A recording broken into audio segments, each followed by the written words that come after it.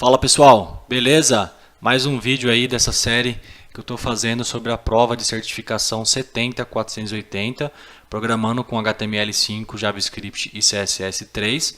É o meu guia de estudos, né? Eu gostaria de deixar aqui, compartilhar para quem tiver na mesma pegada, né, de estudar. Isso pode ser uma forma de ajudá-lo, tá? Só lembrando que esses vídeos que eu estou fazendo, eu estou lendo cada submódulo e estou explicando o que eu entendi, tá? Então, assim, se você espera que esses vídeos sejam um vídeo completo, com informações muito detalhadas, não é esse o foco, tá? O foco aqui é passar o que eu estou aprendendo, o que eu entendi, e aí a gente pode bater um papo, se for o caso, deixe nos comentários aí, tá bom?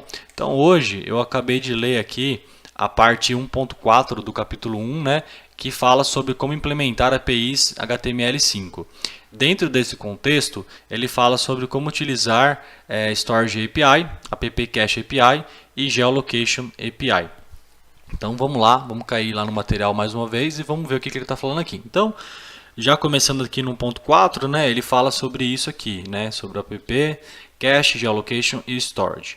Achei bem interessante esse negócio do storage pelo seguinte, ó, deixa eu compartilhar mais uma vez aqui o PPT.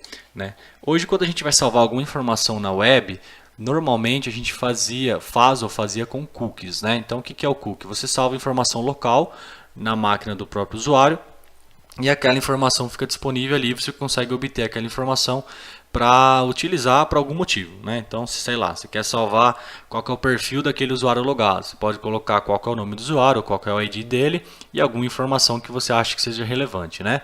Aqui, com essa implementação do Local Storage, você tem duas formas de fazer. Uma delas é com o Local Storage, que ele é persistente, ou seja, ele fica disponível mesmo que o usuário feche o browser. Então, se você quer salvar alguma informação no Local Storage do seu browser, ele vai salvar, o cara fecha o browser, abre o browser e vai estar lá aquela informação até que você limpe programaticamente. Aí fica da sua escolha. E tem o Session Storage, que ele é volátil. Então ele só fica disponível enquanto durar uma sessão. Se o cara fechar o browser, já era, você perde aquela informação. Então aí fica a seu critério analisar qual que é a situação que você quer para aquele determinado momento, para aquele determinado código que você está desenvolvendo. Então, aqui ele começa a te explicar como que você faz para incluir alguma informação no Local Storage, né? E eu fiz uma demozinha aqui.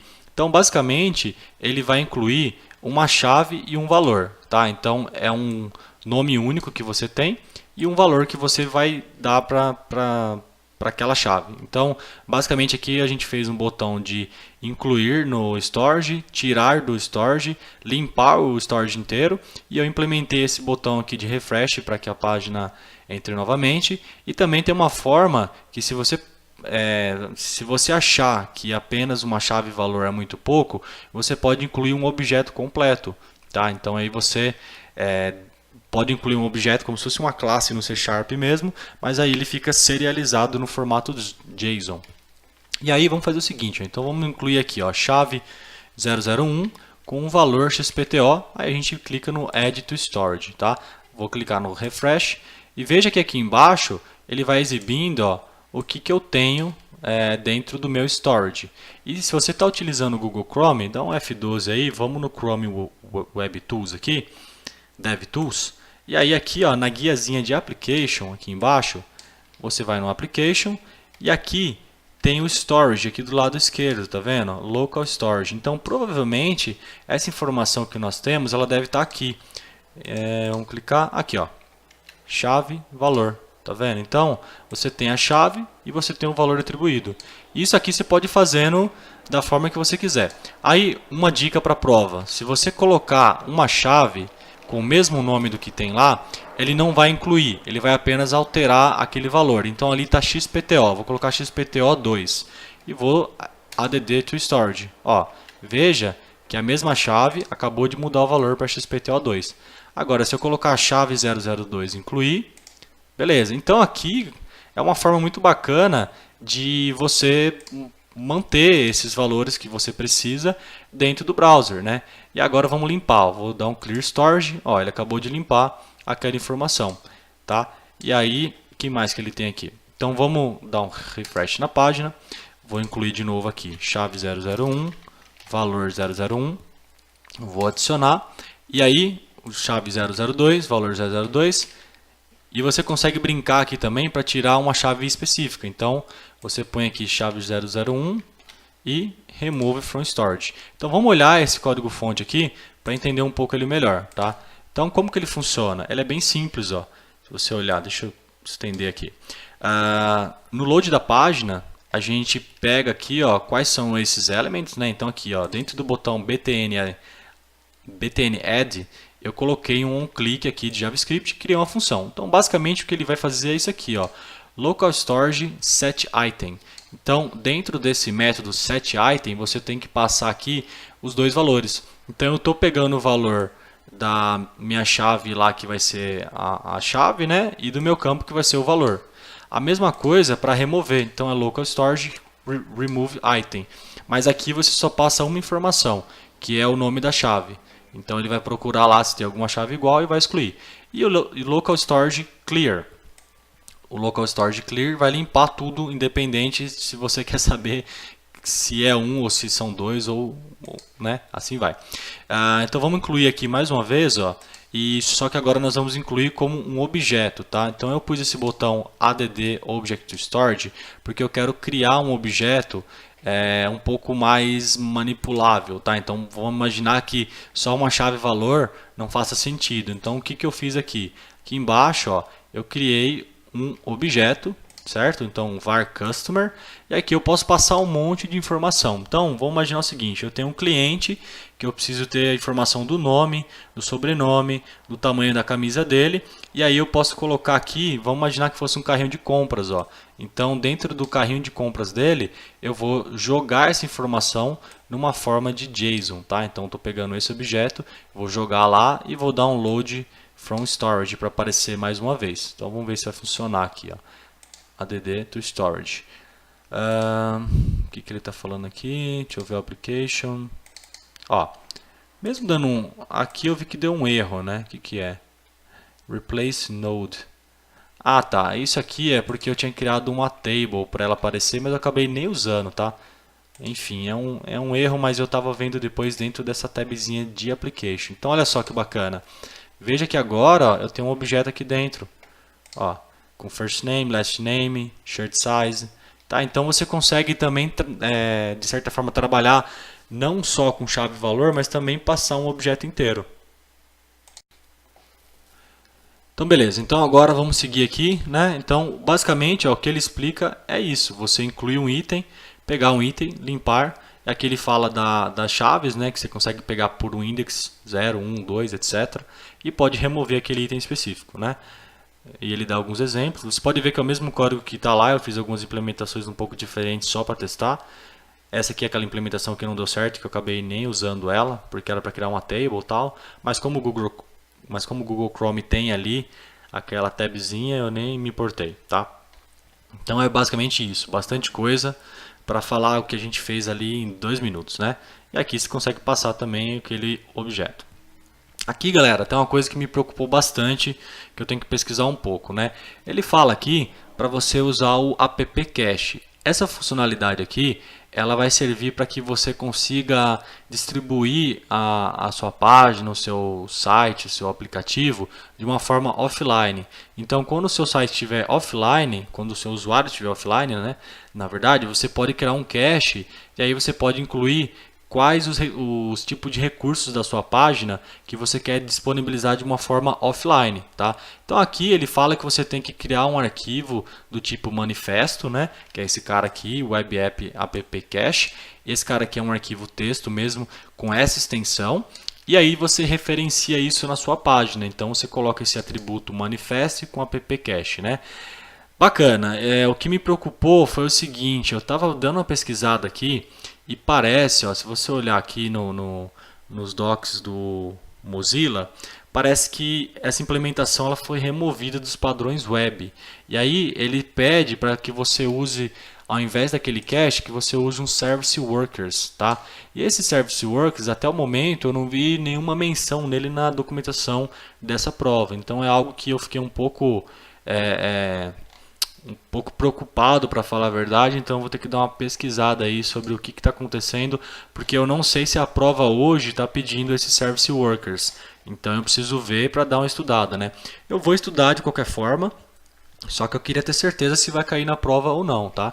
Então, basicamente, essa parte aqui, ó, eu estudei ela, né? Ela basicamente fala que você tem alguns métodos que você pode colocar em cache e aí você tem alguns eventos que você verifica se já está em cache ou se não está, se está fazendo algum tipo de download, se aquele cache que você tem é o último cache que está disponível, se ele já está obsoleto. Você pode programar para que você pegue o último cache disponível. Então tem várias opções aqui que você pode analisar, mas novamente fiquei um pouco preocupado, tá? Eu vou ter que analisar com quem fez a prova aí se isso já está funcionando ou não, se vai estar na prova ou não, tá? E por último aqui, ele fala do Geolocation API. Isso aqui é muito bacana. Esse Geolocation API, basicamente, ele pega qual é a geolocalização do browser, do usuário, né? Através dessa propriedade window aqui. Então, window.navigator.geolocation, ele vai te dar qual é a posição aí, e aí você vai conseguir saber onde está o seu usuário. Então, se você for fazer algum tipo de aplicativo web que precise de geolocalização, que precise pegar qual que é a posição daquele dispositivo naquele momento, então essa Geolocation API ele vai cair que nem uma luva, ele vai servir, vai ser bem legal. E aqui o que ele fala, o que eu achei muito bacana, é que você consegue trabalhar de diversas formas, você consegue ver qual é o tipo de acuracidade que você quer, se é o máximo possível, se é de uma forma um pouco mais tolerante. Se você quer utilizar essas propriedades de timeout, que é para especificar de quanto em quanto tempo você quer pegar essa posição, e tem esse maximum age aqui, que é assim, se você deixar ele como zero, se eu não me engano, vamos ver aqui, o padrão é zero, então uma nova chamada vai ser sempre feita. Se o maximum age for setado para algum valor, então o cache vai ficar lá disponível durante o tempo. O maximum age é o seguinte, então, se você deixar um valor específico, ele vai pegar aquela informação depois de algum tempo. Se você colocar zero, ele nunca vai ter cache, tá? Então é basicamente isso. E aqui ele faz uma implementação, tá? Aí eu fiz essa mesma implementação aqui para fazer um teste, ó. Então se vocês olharem, você entrar aqui, ele pede a sua localização, tá? Eu quero saber a sua localização. Você dá você dá uma permitida aqui e aperta o Chrome DevTools aqui no F12, tá? Aqui no console, ó, veja que ele te dá um objetinho aqui, ó, com as coordenadas. Veja que bacana. Ele te fala, olha, essas são as coordenadas do browser, altitude, acuracidade, latitude, longitude, se está em movimento, né? Esse speed aqui se ele está, vamos imaginar que ele está com um dispositivo móvel, está lá em movimento, você consegue qual que é essa velocidade média dele, né? E mais algumas informações. Então, só para ver se funcionou mesmo, ó, é basicamente isso daqui, tá? E aí, para a prova, o que eu vi que ele pede um pouco mais aqui é basicamente você entender os watch position, que é um método que ele fica olhando direto a sua posição. Então, se você quer saber se aquele dispositivo ou se aquele browser ele tá sempre alterando a altitude e longitude, então você pode usar esse watch position, tá? É um método aí, você pode ver que ele vai te dar, ó, aqui, ó, ele vai te dar essas informações em tempo real, tá? E aí, vamos cair lá nas perguntas então, né? Vamos ver o que eles perguntaram aqui nesses questionários. Então, na primeira pergunta, ele está perguntando o seguinte: quando você usa o Web Storage API e você quer guardar os dados para se assegurar que vai ser limpo quando o usuário fechar o browser. Então, quando o usuário fechar o browser, o que você tem que usar para garantir que limpe, né? Então, vamos lá. Então, a questão A é o Local Storage. O Local Storage ele salva, então se ele fecha o browser, ele vai estar aquela informação ainda. O Cook Storage nem tem, isso não existe. Session Storage, essa é a opção correta. Lembra? Então o Session Storage enquanto tiver aberto o browser, ele mantém as informações. Se fechou, já era aquela informação. E aqui ele fala de um Hidden Input Element, também não é. Então aqui é a opção 1. A opção 2 aqui na pergunta 2, está perguntando o que você tem que designar na página como disponível offline, né? Então você tem que colocar aqui, ó, especificar o manifesto atributo no elemento. Então é a opção número C, né? Mas isso daqui é algo que eu estou um pouco preocupado, falando mais uma vez, que eu não sei se vai cair na prova ou não. Mas o bom é que a gente sabe, né? A opção número 3 aqui, ele está perguntando quais das seções abaixo não são válidas no app-cache manifest. Esse cara aqui é a opção B. Você não tem, dentro daquele arquivo de configuração de manifesto, você tem um manifesto de cache, de network e de fallback, mas você não tem de session, não tem essa informação lá. Então é essa informação que é a correta, né? Essa aqui eu fiz a prova aqui, eu fiz o teste e eu errei, eu tinha colocado que era a B, mas não é a B, tá? Aqui ele pergunta, quando você usa o app cache, quando que ele te informa que o download está completo. Então eu tinha colocado a opção B, mas acredito que seja a opção A, on-cached, tá? On-cached. E eu tinha falado que era on-update-ready, mas na verdade o on-update-ready é quando ele já está pronto para que se você utilize aquela informação, tá?